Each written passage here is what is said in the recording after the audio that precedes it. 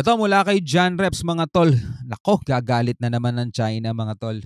Nagagalit ang China at ang Chinese ministry nila ay nagbabala muli sa Pilipinas dahil nga sa mga dagdag puwersa militar ng Pilipinas sa mga isla natin.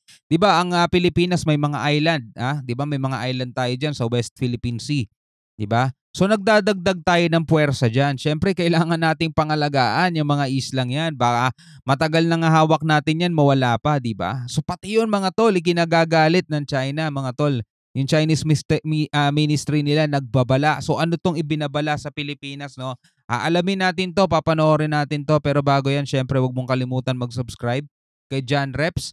At kung bago ka pa lamang dito at trip mo yung mga ganitong klaseng reaction video, commentary mga tol, para maging aware ka, para maging aware tayong lahat sa mga kaganapan dito sa karagatang nasasakop natin. So panoorin na natin to mga tol. Bukod sa West Philippine Sea, tinututukan na rin ngayon ng Defense Department ang pagdagdag ng mga sundalo at mga infrastruktura sa pinakahilaga ng bansa na malapit sa Taiwan kung saan may banta ng pananakop ng China. At dahil dyan ay muli na namang nagbabala ang China sa Pilipinas. Kaya't para malaman ang buong detalye ay tumutok at makinig na mabuti. Puro kayo babala. Puro sila babala. Inutusan ng hepe ng depensa ng Pilipinas ang militar na palakasin ang bilang ng mga tropa na nakatalaga sa pinakahilagang isla na malapit sa Taiwan upang patibayin ang mga kakayahan sa pagtatanggol sa teritoryo ng Pilipinas. Noong Martes, bumisita si Defense Secretary Gilberto Teodoro para sa pagpapaunlad ng mas maraming infrastruktura sa malalayong isla ng Batanes na wala pang 200 kilometers mula sa Taiwan. Diba? Pero kita nyo kung gaano kalapit niya, no, mga tol. Balikan natin ng kaunti. Eto yung Batanes, tingnan nyo. Batanes na wala pang 200 kilometers. Wala pang 200 kilometers. Eto na yung Taiwan. Mula sa Taiwan. Pero matapos ang ulat na yan ay muling nagbabala ang China sa Pilipinas laban sa gitna ng mga ulat na plano ng Pilipinas na palakasin ang deployment ng militar nito sa nasabing isla na malapit sa Taiwan. Ayon kay Chinese Foreign Ministry Wang Wenbin, ang posisyon ng China sa Taiwan ay nasa gitna ng mga pangunahing interes ng China at kumakatawan sa isang hindi malulutas na red line at bottom line. Puro naman interest ng China ang sinasabi nila. Napakadamot nila mga tol . Yung interest ng ibang bansa wala silang pakialam, basta interest lang nila. Sabi ni Wang Wenbin na ang panig ng Pilipinas ay dapat magkaroon ng malinaw na pag-uunawa dito, kumilos ng maingat at iwasan ang paglalaro ng apoy kaugnay sa isyu sa Taiwan upang maiwasan ang pagsasamantala ng iba at humantong sa kapinsalaan ng Pilipinas. So wag daw tayo maglalaro ng apoy kasi yung mga rocket nila laman ng tubig.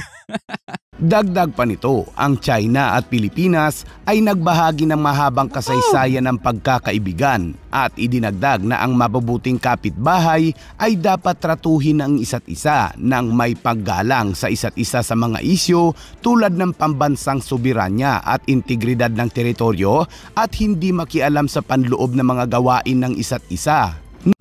Saan ka nakakita ng mabuting kaibigan, mabuting kapitbahay na nangihimasok sa sarili mong bakuran? Diba? Na yung mga mangingisda mo dyan pinapalayas nila at sinasakop nila at inaalisan kanila ng karapatan doon sa karagatan na yon. Ay nako, ewan ko na lang kung sino pang paloloko sa mga sinasabi nila . Sa isa't isa sa mga isyu tulad ng pambansang soberanya at integridad ng teritoryo at hindi makialam sa panloob ng mga gawain ng isa't isa. Nakikita ng China ang Taiwan bilang bahagi daw ng China at muling pagsasamahin sa pamamagitan ng paggamit ng puwersang militar kung kinakailangan.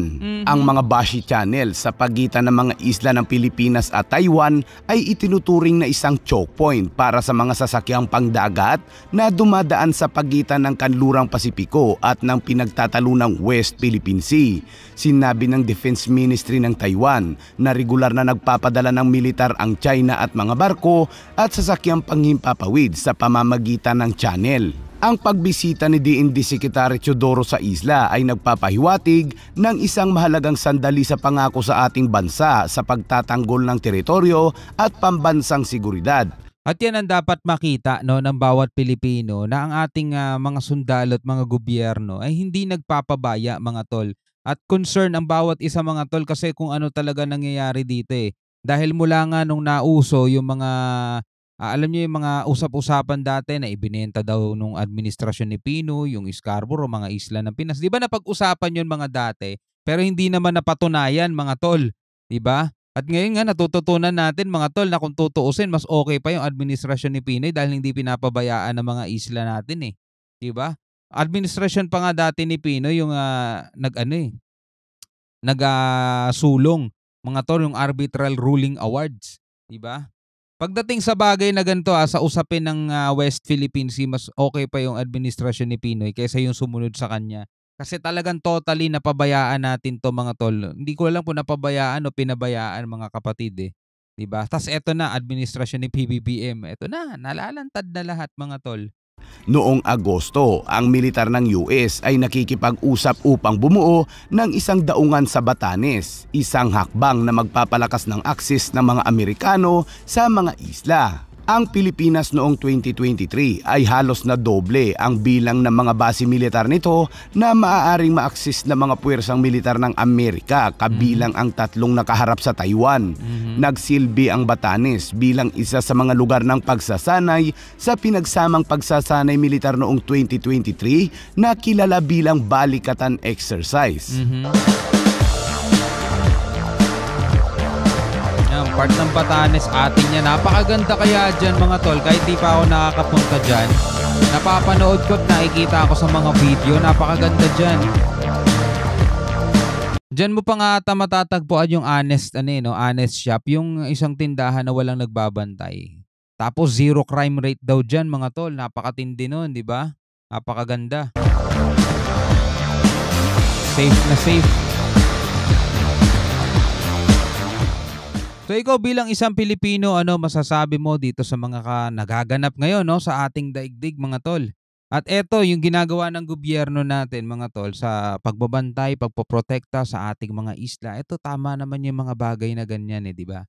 Yung talagang pinoprotektahan natin at nakikita ng bawat Pilipino na hindi talaga tayo papayag, no, na makuha ng ibang bansa yung ating mga teritoryo, yung ating mga dapat na para sa atin, mga tol. Dahil bilang mga tao na namumuhay din sa mundong 'to at bilang isang bansa, may karapatan tayo sa mga karagatan na 'yan at hindi puwede ang isang bansa lang din ang aalis sa atin nung karapatan na 'yon, 'di ba? May mga tao rito na pinagkukunan niya ng makakain, 'di ba? Pero kung aalisin ng ibang bansa 'yan at sila lang ang makikinabang, hindi puwede 'yon, mga tol. Dahil tayo naaayon din naman sa batas, 'di ba, international law. Ayon sa UNCLOS, ang Pilipinas ay merong 200 nautical miles na exclusive economic zone.